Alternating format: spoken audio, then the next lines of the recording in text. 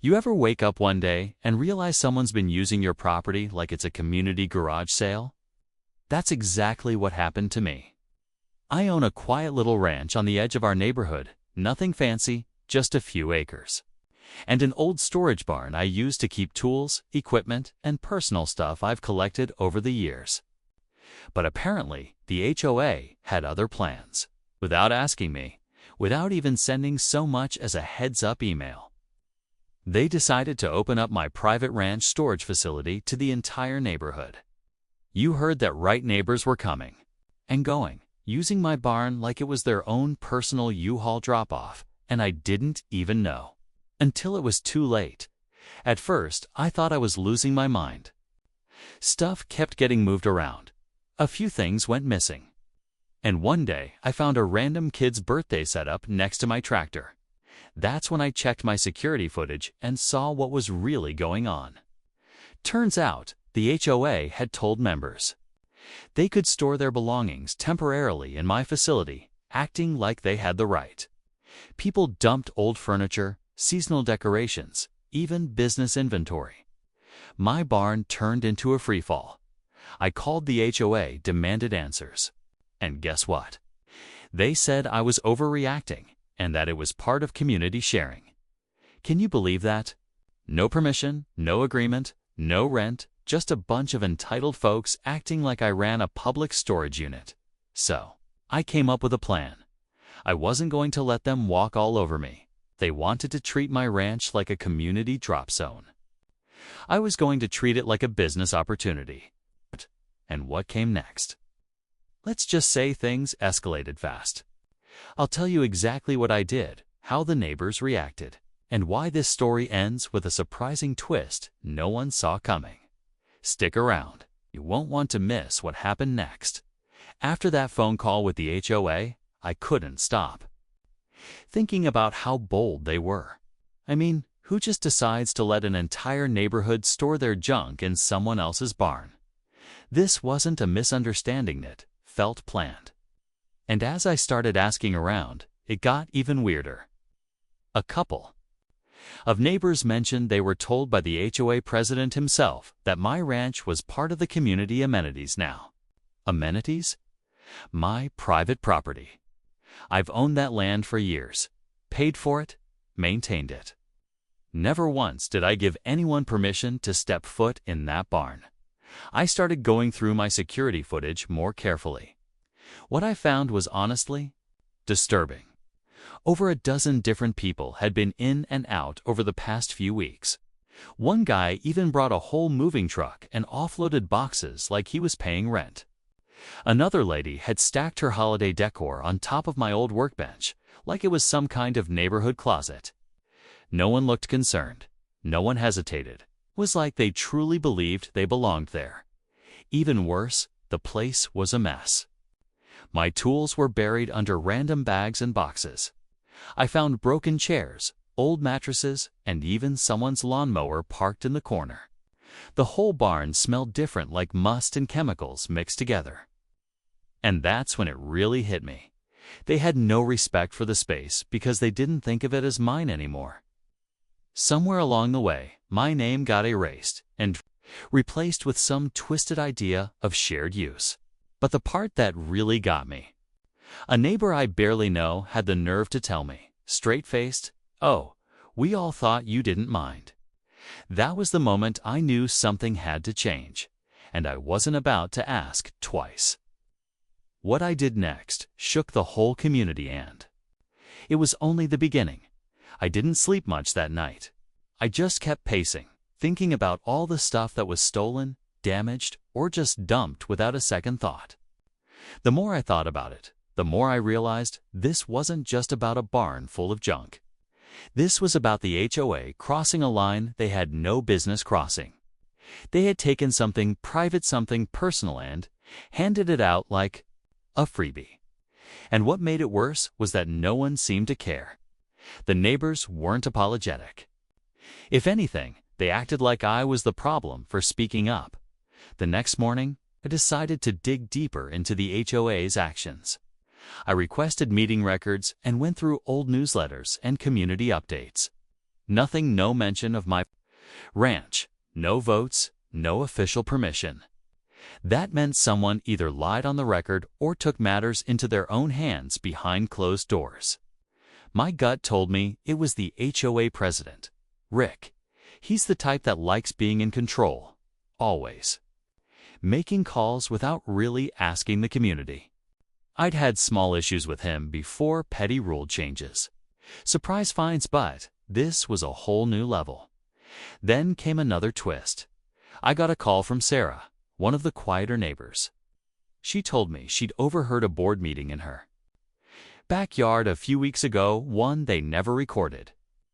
She said Rick had suggested repurposing my barn as temporary storage until the HOA could build a shed of their own. But no vote, no legal paperwork, nothing. Just a sneaky decision that everyone went along with because it was easier. That was the moment I knew this wasn't just some accident or miscommunication.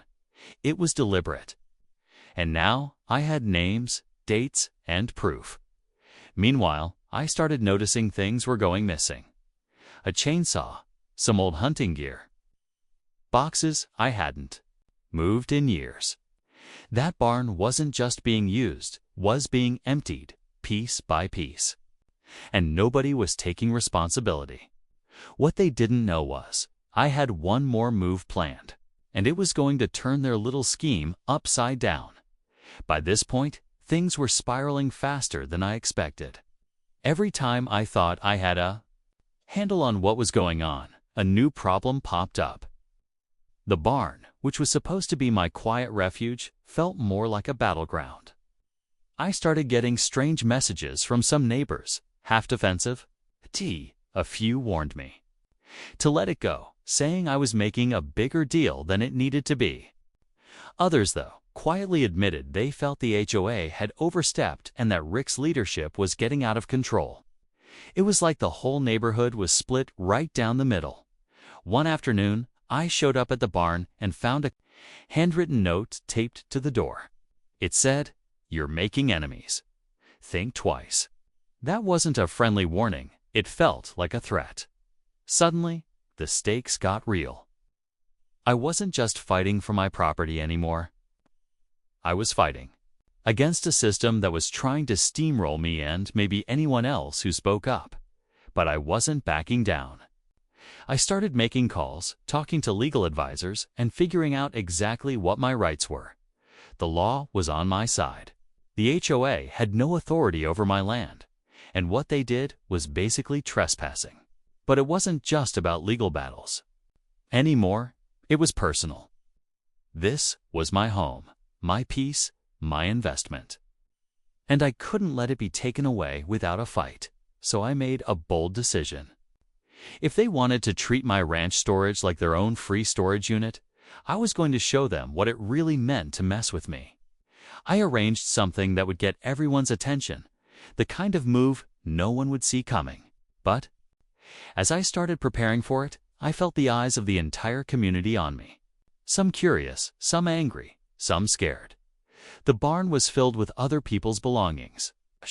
But I had my own plan to turn the tables. The countdown had begun, and with every passing day, the tension in the neighborhood grew thicker. People whispered. In front yards, exchanged worried glances, and the HOA board meetings suddenly got heated. What happened next would change everything, and no one was ready for it. Just when I thought things couldn't get any more complicated, a new twist hit. Me out of nowhere. A few days before, I planned to take action. I found out that the HOA wasn't just using my barn for storage, they were actually charging some neighbors a small fee to keep their stuff there. That's right, what started as a community amenity turned into a secret side business, and I had no idea a single cent had ever come my way. It was like a slap in the face. They were making money off my property, behind my back, while I was left with the mess and the damage. I confronted Rick again, demanding to know who approved those charges and where the money went. Of course, he dodged the questions and tried to paint me as the villain, saying I was disrupting harmony and creating distrust. Meanwhile, some neighbors started siding with him, claiming I was making a fuss over nothing. But others were angry, really angry, that their money had been taken without their knowledge, and that the whole situation was a mess waiting to explode. To make matters worse, few of the stored items started disappearing overnight. Not just small things, some valuable tools and equipment went missing. Suspicion grew like wildfire. Was someone stealing? Was it an inside job? I couldn't tell who to trust anymore. The barn had become a powder keg, and the neighborhood was divided. Rumors flew around. Accusations were whispered, and suddenly the very place meant for peace and storage was a battlefield of secrets and lies. That's when I realized my plan had to change. I wasn't just dealing with careless neighbors or a greedy HOA president anymore. This was bigger. There was money involved, theft, and possibly even collusion. The whole story was unraveling faster than I could keep up with, and every move I made risked blowing everything wide open whether I was ready or not. The countdown to the auction I planned wasn't just about selling stuff anymore. It was about exposing the truth, reclaiming my space, and facing a community on the edge of chaos. And believe me, no one expected what came next. The day of the auction arrived, and I was ready. I sent out clear notices to the entire neighborhood. No more free storage. No more secret fees, and certainly no more using my barn without permission. The auction was my way of taking back control and settling the score. When people showed up, I laid everything out, every single item left behind, stacked and displayed, with clear signs that they were up for sale. The look on their faces was priceless, some confused, some angry, others trying to play it cool but clearly shaken. This was my ranch, my rules, and finally they had to face it. As bids started rolling in, tensions soared. The HOA board members tried to intervene, but I stood firm. I wasn't about to let them weasel out of this. And then, just as I was about to call the auction closed, something unexpected happened. Sarath, a neighbor who had first tipped me off about the secret meetings, stepped forward.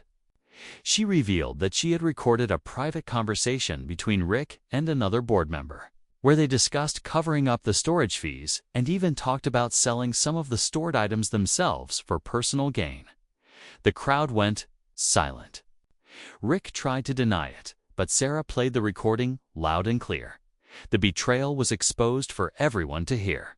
The HOA president was caught in a web of lies and greed.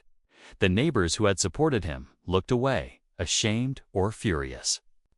That moment changed everything. The auction ended with most items sold, the money going to cover repairs to my property and reimburse those who'd been charged without permission.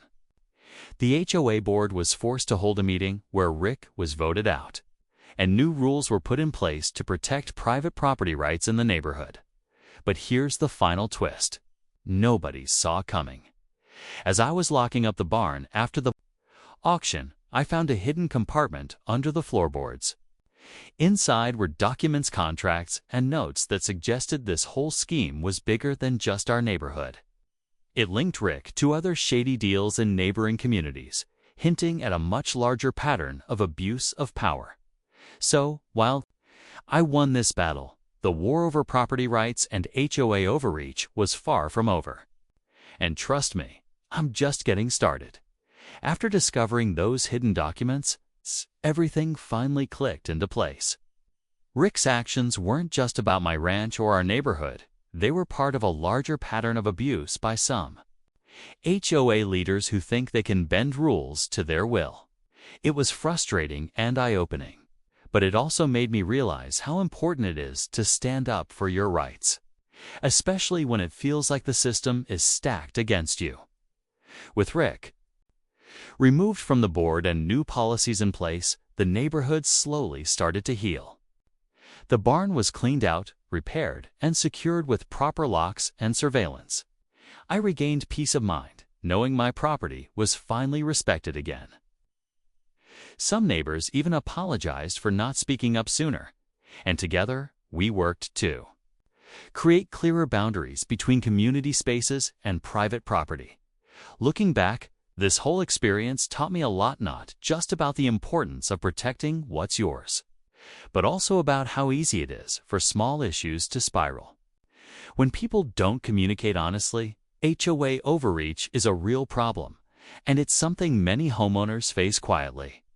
But letting things slide can lead to frustration, loss, and even betrayal. If there's one thing I want you to take away from this story, it's this: don't be afraid to stand your ground, whether it's your home, your property, or your peace of mind. You have every right to protect it. Speak up early, ask questions, and don't let anyone take advantage of you, even if it's the HOA or neighbors. Sometimes a tough stance is exactly what's needed to reset the balance. Thanks for sticking with me through this wild ride. If you've ever dealt with HOA drama or property disputes, I'd love to hear your stories in the comments. Remember to like, subscribe, and hit that notification bell so you don't miss what's coming next. Until then, keep standing strong and protecting what matters most.